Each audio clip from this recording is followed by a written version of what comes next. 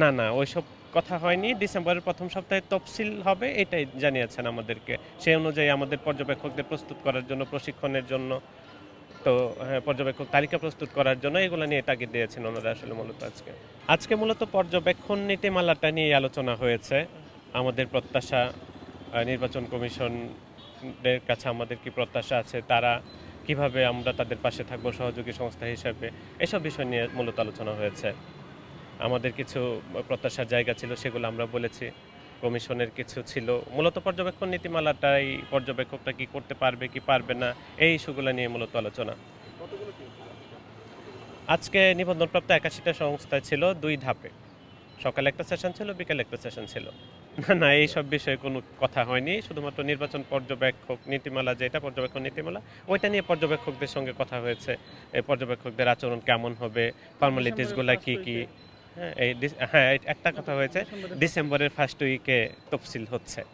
এটা আমাদেরকে কনফার্ম করেছেন ওনারা, কমিশন থেকে জানিয়েছে।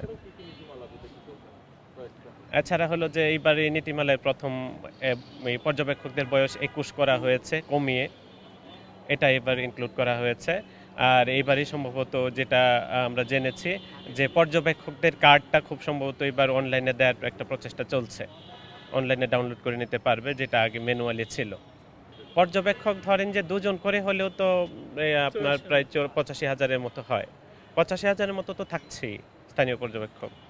আসলে পর্যবেক্ষণ নীতিমালা অনুযায়ী নির্বাচনের আগের দিন, নির্বাচনের দিন আর নির্বাচনের পরের দিন, এই ৩ দিনেই মূলত কাজ। যা হচ্ছে এই ৩ দিনের প্রতিবেদনটাই আসলে তাদের একটা ফরম্যাট আছে। ওই ফরম্যাট অনুযায়ী পর্যবেক্ষকরা পর্যবেক্ষণ করার পর সেটা সাবমিট করবে কমিশনের কাছে। না, না ওইসব কথা হয়নি। ডিসেম্বরের ১ম সপ্তাহে তফসিল হবে এটাই জানিয়েছেন আমাদেরকে। সেই অনুযায়ী আমাদের পর্যবেক্ষকদের প্রস্তুত করার জন্য, প্রশিক্ষণের জন্য তো হ্যাঁ, পর্যবেক্ষক তালিকা প্রস্তুত করার জন্য এগুলো নিয়ে তাগিদ দিয়েছেন ওনারা আসলে মূলত আজকে।